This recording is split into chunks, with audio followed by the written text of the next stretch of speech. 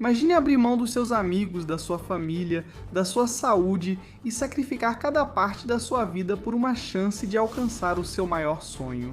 Você passa anos sonhando em chegar à Fórmula 1 e depois de tantos sacrifícios, quando finalmente consegue, de uma hora para outra tudo chega ao fim, porque na Fórmula 1 nem todos os sonhos se realizam. Promessas que morreram antes de começar, lendas que deram a vida na pista e campeões que nunca conseguiram levantar seu troféu. O pior é que muitos não morreram por erros próprios. Morreram por carros mal projetados, por circuitos inseguros, por decisões incompreensíveis, morreram por culpa de uma categoria que muitas vezes não os protegeu. Hoje você vai reviver as tragédias mais devastadoras que marcaram para sempre a Fórmula 1. Tão absurdas e tão evitáveis que até hoje ainda doem como se tivessem acontecido ontem. Algumas você provavelmente conhece, outras são de pilotos cujos nomes você nunca ouviu falar, mas que merecem ser lembrados. Porque essa também é uma forma de homenageá-los, de não esquecê-los, de contar o que viveram e o que não deveriam ter vivido. E todos têm algo em comum, suas histórias terminaram cedo demais e nunca deveriam ter terminado dessa maneira. Então fique até o final para homenagear cada um deles. Depois de um início terrível em sua carreira, tudo parecia começar a dar certo para Riccardo Paletti, mas ninguém imaginava a tragédia que estava prestes a acontecer. Em 1982, na sua estreia na Fórmula 1, Paletti tentou disputar seu primeiro grande prêmio, mas não conseguiu se classificar nas 4 primeiras corridas. E foi só em San Marino que finalmente as coisas melhoraram. E embora não tenha conseguido nada extraordinário, com um 13º lugar, ele cruzou a linha de chegada pela primeira vez em sua carreira. Esse foi seu verdadeiro debut. Apesar disso, ele não conseguiu largar novamente nas 3 corridas seguintes. Mas no Canadá tudo mudou. Finalmente, ele tinha uma nova oportunidade para mostrar do que era capaz. O que ele nunca imaginou é que apenas alguns segundos depois, tudo se transformaria em uma tragédia. Na largada, Didier Pironi, que largava da pole, ficou parado no lugar após uma falha mecânica. E então isso aconteceu. Paletti vinha de trás e não conseguiu desviar. Ele bateu na Ferrari a mais de 180 km por hora, fazendo com que a parte dianteira do Osella ficasse destruída.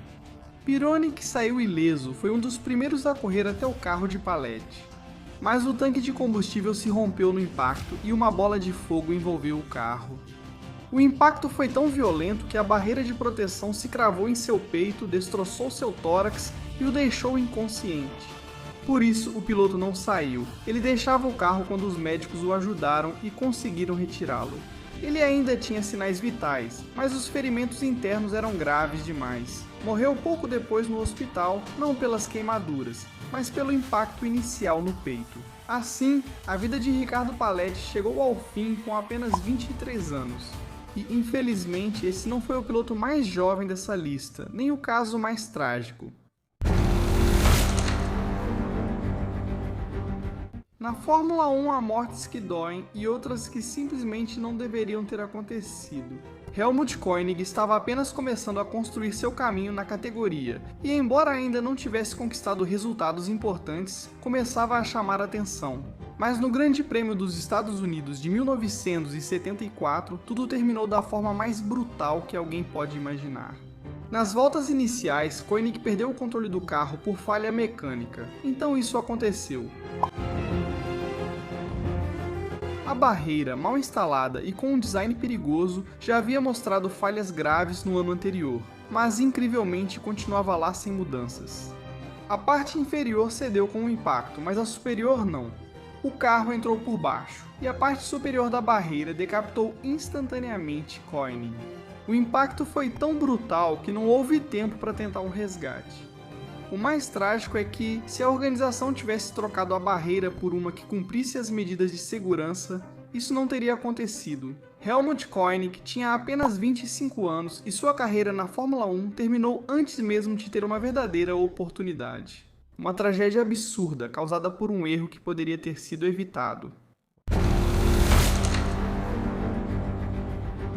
Ronnie Peterson não era apenas um dos pilotos mais rápidos do mundo, mas também um dos mais queridos. Mas em Monza, em 1978, sua história terminou da forma mais dolorosa possível. Durante os treinos, ele sofreu um acidente que o obrigou a correr a prova com um carro do ano anterior, Mas não só isso, o acidente deixou suas pernas feridas, com um carro velho e o corpo já machucado.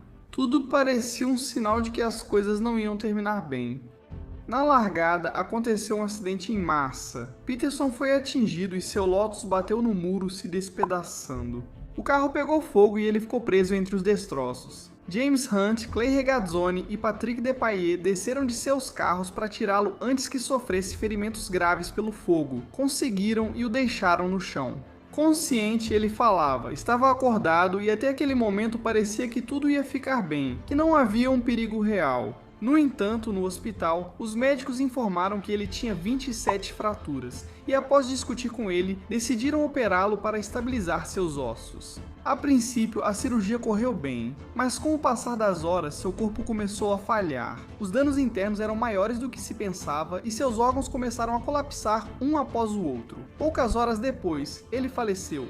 Infelizmente, o processo não foi rápido, foi uma morte lenta e dolorosa, e embora ele tenha lutado contra o sofrimento, não conseguiu sobreviver. Rodney Peterson tinha apenas 34 anos e faleceu esperando por uma recuperação que nunca chegou. Pierce Courage era visto como um dos talentos mais promissores de sua geração. Mas no Grande Prêmio dos Países Baixos de 1970, tudo mudou em um instante. O carro que ele teve que pilotar tinha um problema. Era pesado, difícil de controlar e pouco competitivo. Para compensar, a equipe de Frank Williams decidiu deixá-lo mais leve usando componentes de magnésio, um material extremamente inflamável. Um detalhe que será importante mais adiante. Durante a corrida, em uma das zonas mais rápidas do circuito, Courage perdeu o controle de seu monoposto que havia sofrido danos. O carro já não conseguia mais virar e seguiu reto, fora de controle, bateu violentamente em um barranco, capotou, se desmanchou e pegou fogo instantaneamente.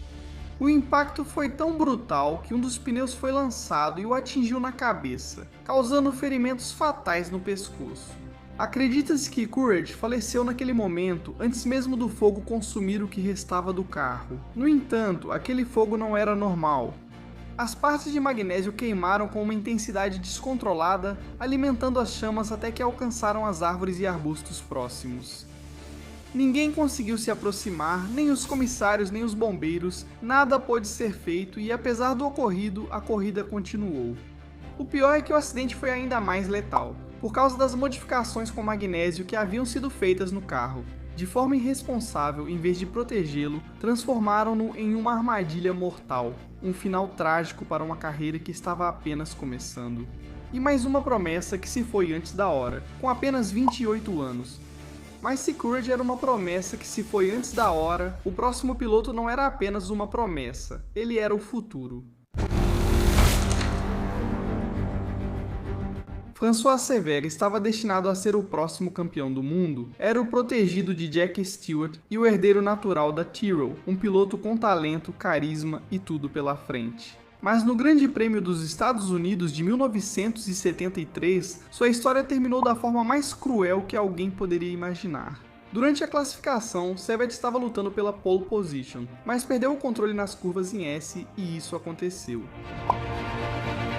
Seu carro tocou levemente os zebras, isso o desestabilizou, fez com que ele desviasse bruscamente e batesse nas barreiras. Depois ele quicou, atravessou quase toda a pista e se chocou do outro lado em um ângulo de quase 90 graus. A barreira se levantou e invadiu a parte dianteira do carro, bem onde ele estava. Cevert, que morreu instantaneamente com ferimentos fatais que partiram seu corpo ao meio, tinha apenas 29 anos e seu futuro estava prestes a começar. Além disso, Jake Stewart havia decidido em segredo se aposentar no final daquela temporada, o que significava que Cevert seria o novo líder da Tyrrell a partir do ano seguinte. Mas a morte foi tão devastadora que a equipe se retirou do Grande Prêmio e Stewart jamais correu sua 100ª corrida. Não houve despedida, apenas um vazio impossível de preencher. Cevert foi uma estrela que nunca teve a oportunidade de brilhar, tudo o que prometia e um futuro que a Fórmula 1 nunca chegou a conhecer. Jules Bianchi era mais do que uma promessa, era o futuro da Ferrari. Ele tinha 25 anos e uma carreira que mal começava a decolar, mas no Grande Prêmio do Japão de 2014 esse futuro foi interrompido para sempre. A chuva não parava, a pista estava cada vez mais escorregadia. E na volta 42, Adrian Sutil perdeu o controle do seu carro e bateu nas barreiras. Por isso, um guindaste retirou o Sauber dele sem acionar o carro de segurança. Apesar de as condições serem extremamente perigosas, a pista estava encharcada, havia pouca visibilidade e havia máquinas pesadas no meio do circuito. Incrivelmente, apenas bandeiras amarelas foram mostradas, uma decisão totalmente irresponsável. E uma volta depois, no mesmo lugar, Bianchi perdeu o controle, deslizou pelo asfalto molhado e bateu na grua a 126 km/h.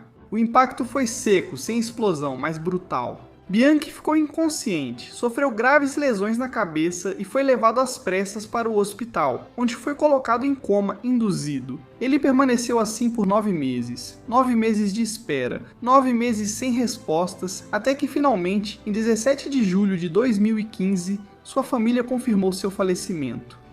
Foi a primeira morte na Fórmula 1 em mais de 2 décadas. E não foi causada pela velocidade nem por um erro de pilotagem, mas sim por uma negligência que poderia ter sido facilmente evitada. Uma sequência de más decisões que tirou a vida de um jovem piloto. A morte de Jules Bianchi foi uma das perdas mais devastadoras da história da Fórmula 1 e nunca deveria ter acontecido. Infelizmente, essa não foi a única vez que um piloto morreu por irresponsabilidade da organização. E acredite, a cada vez fica pior. Mas antes de continuar, inscreva-se. Lorenzo Bandini era um dos favoritos do público. Sua proximidade com a Ferrari e seu estilo desafiador o tinham transformado em um homem muito querido dentro da Fórmula 1. Mas no Grande Prêmio de Mônaco de 1967, sua história terminou da forma mais devastadora possível. Bandini estava lutando pela vitória nas ruas de Monte Carlo quando perdeu o controle na chicane do Porto. E aconteceu isso. A Ferrari bateu nas balizas de proteção, capotou e pegou fogo. Imediatamente o carro ficou de cabeça para baixo e Bandini ficou preso entre os destroços enquanto as chamas o envolviam. Tudo isso diante dos olhares horrorizados do público e com as câmeras transmitindo ao vivo para todo o mundo. Ainda assim, ele conseguiu ser resgatado com vida, mas tinha queimaduras em mais de 70% do corpo. E aí começou a verdadeira tragédia. Durante 3 dias, Bandini lutou para sobreviver. 3 dias de dor extrema, de intervenções médicas, de sofrimento constante e de uma espera tensa que paralisou toda a Itália. Finalmente, após esses 3 dias de agonia insuportável, Bandini faleceu aos 31 anos. E uma corrida na qual ele lutava pela vitória acabou sendo a última para ele. Essa foi uma das mortes mais dolorosas que a Fórmula 1 já viveu. Não só pela forma como aconteceu, mas por tudo o que ele sofreu. Roger Williamson era uma das jovens promessas da Fórmula 1 e estava apenas disputando sua segunda corrida no campeonato. E foi nesse Grande Prêmio da Holanda de 1973 que tudo terminou da forma mais trágica possível. Durante a corrida em Zandvoort, ele sofreu uma falha mecânica em alta velocidade e isso aconteceu. Um dos pneus estourou. O carro bateu contra o muro e deslizou por 275 metros até ficar de cabeça para baixo contra as barreiras. Além disso, o carro pegou fogo enquanto continuava deslizando pela pista. Williamson não estava inconsciente nem havia sido gravemente ferido. Ele estava vivo e foi ouvido gritando por ajuda com desespero. Os serviços de resgate levaram 8 minutos para chegar. Uma eternidade. Mas ninguém fez nada. A princípio, os comentaristas, o controle da corrida e até alguns pilotos assumiram que o acidente tinha sido com outro corredor e que ele já havia saído ileso. Então tudo continuou com total normalidade e enquanto a corrida seguia, Roger Williamson se sufocava com a fumaça. O único que parou foi seu amigo David Purley. Ele saltou do carro desesperado, correu em direção ao fogo e tentou voltar. Foi ele mesmo quem usou o extintor para tentar apagar as chamas. Sem traje antifogo, sem equipamento, sem ajuda e sem tempo. Inclusive, um dos comissários tentou afastar Purley do local como se tudo estivesse sob controle, mas obviamente não estava. Nenhum sequer se aproximou para ajudar enquanto ouviam os gritos de desespero de Williamson. Enquanto isso, alguns espectadores tentaram pular as barreiras para intervir, mas foram impedidos pelo pessoal de segurança. E como se não bastasse, o caminhão dos bombeiros demorou 8 minutos para chegar. mas quando apareceu já era tarde. Williamson não morreu pelo acidente, ele morreu asfixiado pela fumaça, preso sozinho e implorando por ajuda. Uma morte lenta enquanto o mundo inteiro assistia. Com apenas 25 anos, sofreu uma das tragédias mais injustas que esse esporte já presenciou. E o pior é que Roger Williamson poderia ter sobrevivido, mas foi vítima de uma cadeia de erros imperdoáveis. Jochen Rindt estava prestes a se consagrar campeão mundial e era o homem que dominava a temporada de 1970 com uma agressividade imparável. Ele havia vencido 5 das 8 primeiras corridas e nenhum piloto estava perto de alcançá-lo. Tudo indicava que ele estava prestes a alcançar a glória, mas em Monza seu destino mudou para sempre. Durante uma sessão de treinos para o Grande Prêmio da Itália, seu carro sofreu uma falha mecânica a mais de 250 km/h, perdeu a estabilidade. E aconteceu isso. O carro saiu desgovernado e bateu de frente contra uma barreira metálica. Um dos suportes se quebrou, a parte dianteira da Lotus ficou presa por baixo e o impacto destruiu completamente a frente do carro. Rindt usava o cinto de segurança sem a faixa entre as pernas, uma prática comum para escapar mais rápido em caso de incêndio, e isso fez com que ele escorregasse por baixo do cinto. O impacto foi brutal e ele faleceu antes de chegar ao hospital. Tinha apenas 28 anos. O mais trágico é que poucos dias antes ele havia considerado seriamente se aposentar. As mortes de seus amigos, Bruce McLaren e Pierce Courage, o haviam marcado profundamente. E ele já não pensava só em si, pensava em sua filha, queria estar presente para ela, mas infelizmente não chegou a tomar essa decisão. A temporada continuou, mas ninguém conseguiu superá-lo em pontos. E assim, Jochen Rindt se tornou o primeiro e até hoje o único campeão mundial consagrado de forma póstuma. Um título sem pódio, sem celebração e um campeão que nunca pôde ver sua própria consagração. Mas isso não foi o pior, porque as investigações posteriores confirmaram que não foi apenas uma falha mecânica, mas sim uma barreira de segurança mal instalada. Isso selou seu destino. Assim como vários dos casos que vimos ao longo deste vídeo, sua morte poderia ter sido facilmente evitada, mas infelizmente essa não foi a última. E agora, se você está achando este vídeo interessante, inscreva-se. Joe Schlesser passou toda a sua vida lutando por este momento, e depois de 2 décadas competindo em todos os tipos de categorias e fazendo todo tipo de sacrifício. Finalmente, aos 40 anos, ele conseguiu o que mais desejava, estrear na Fórmula 1 com um carro oficial da categoria. Mas o que deveria ser o início de um sonho acabou em uma terrível tragédia. No Grande Prêmio da França de 1968, a Honda decidiu colocá-lo ao volante do RA302, um protótipo experimental construído com um chassi de magnésio extremamente inflamável. Um carro que não estava pronto para competir. Um carro que John Surtees, campeão mundial em 1964 e companheiro de equipe de Leaser, havia descrito como uma armadilha mortal. E logo na segunda volta de sua primeira corrida, Schlesser perdeu o controle. Em uma curva rápida, o carro bateu em um barranco, capotou e pegou fogo de forma instantânea e brutal.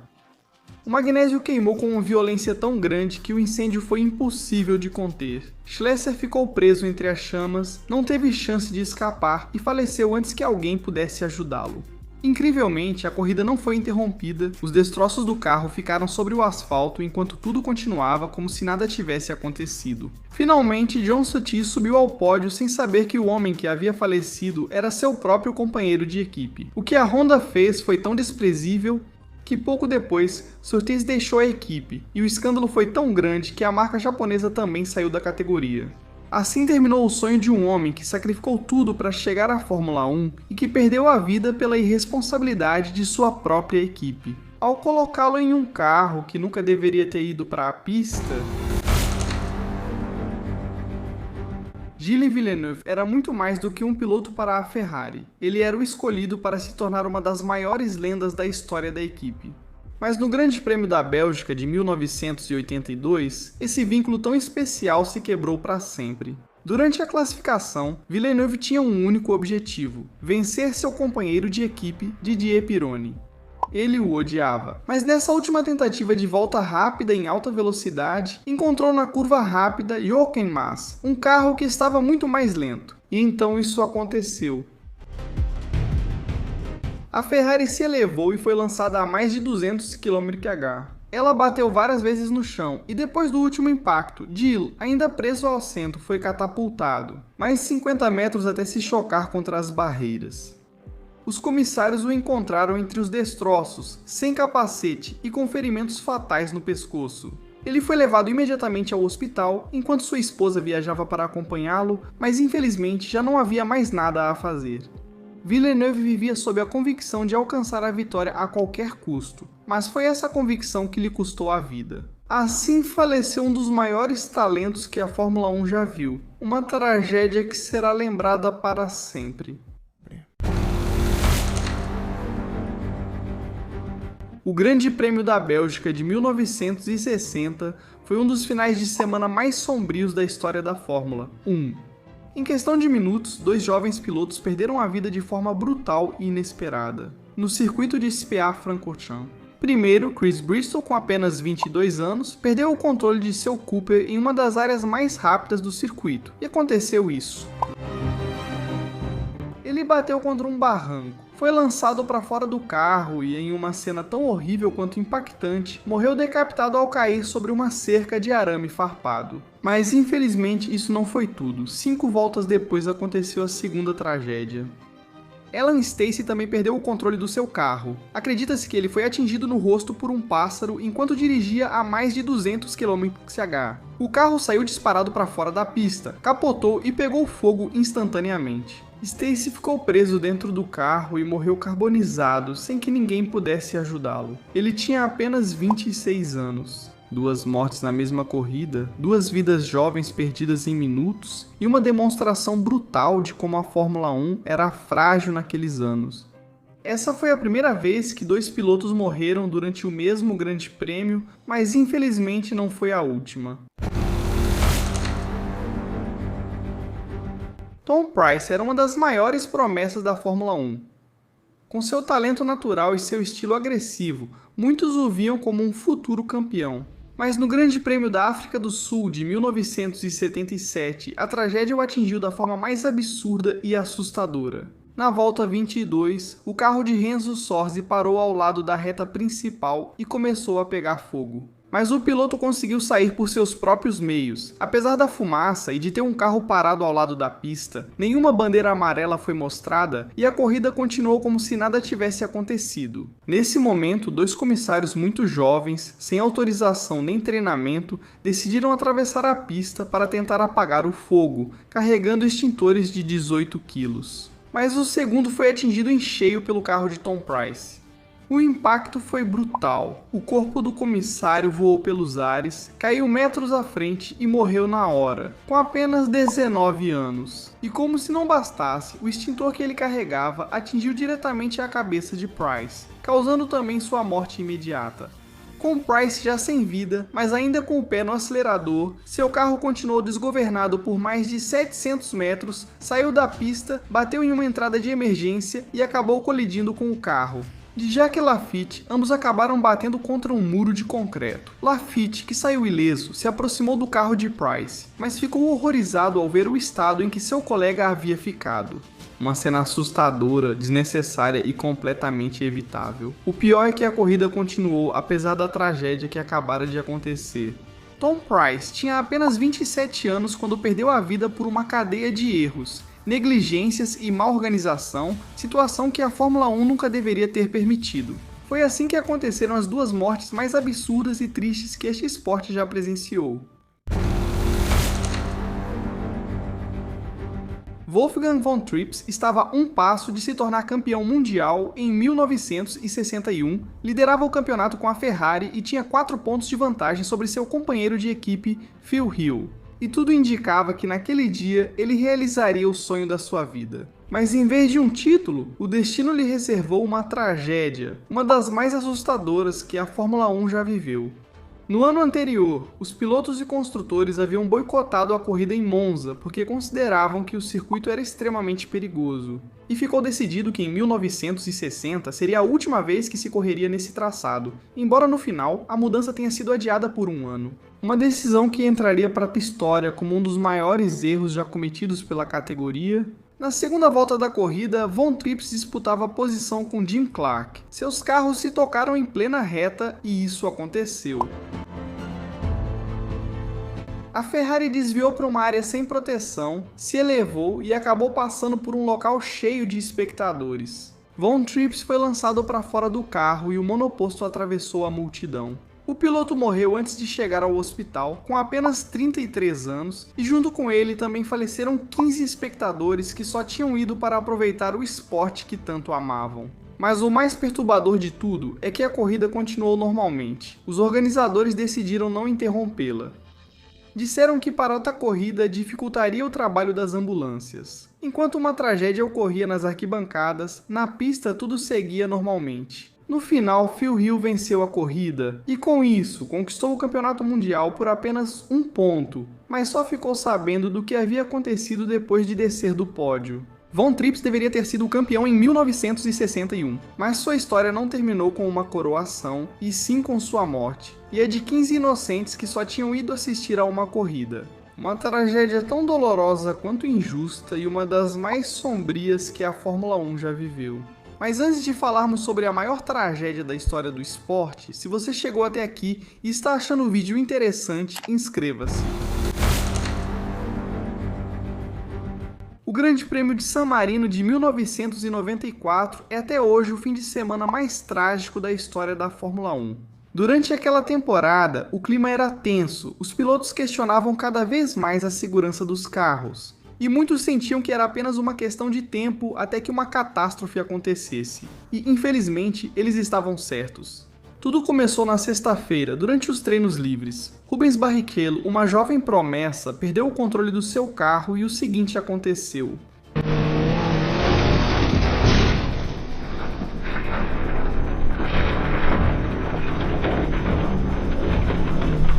Ele saiu inconsciente, com fratura no nariz e um braço deslocado. Os comissários salvaram sua vida graças à rápida reação, mas isso foi apenas o começo e um aviso de que o pior ainda estava por vir. No sábado, durante a classificação, Roland Ratzenberger perdeu a asa dianteira após danificar seu carro na volta anterior, e sem carga aerodinâmica não conseguiu frear seu Simplic. Ele bateu a mais de 300 km/h e faleceu na hora devido a uma fratura no crânio. Em apenas sua terceira participação na Fórmula 1 com 33 anos. As imagens foram brutais, já que a televisão mostrou Ratzenberger falecido com o pescoço quebrado após essa tragédia. O lógico teria sido cancelar o Grande Prêmio. Na verdade, pelas leis italianas, a corrida deveria ser cancelada se um piloto falecesse durante o fim de semana.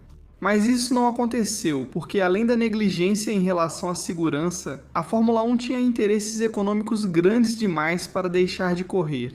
O show tinha que continuar, mas o que aconteceu no dia seguinte acabou transformando o fim de semana no mais trágico da história desse esporte.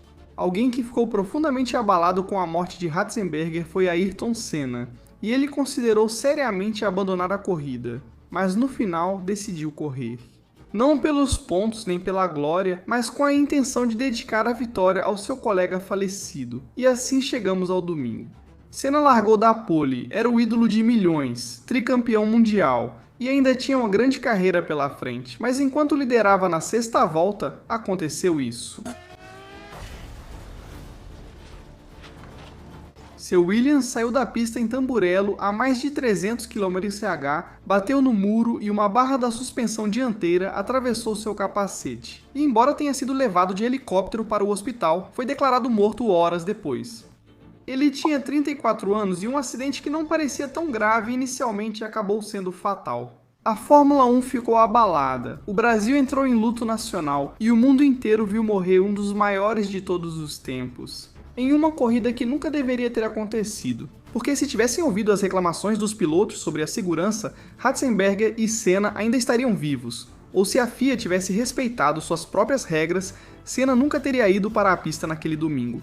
O Grande Prêmio de San Marino de 1994 não foi só um fim de semana trágico, mas resultado de erros e decisões motivadas por interesses econômicos. No meio disso tudo, originou-se uma tragédia que mudou a história da Fórmula 1. E o que eu te contei é só o começo, porque aquele fim de semana tem muitos detalhes que o tornam ainda mais perturbador.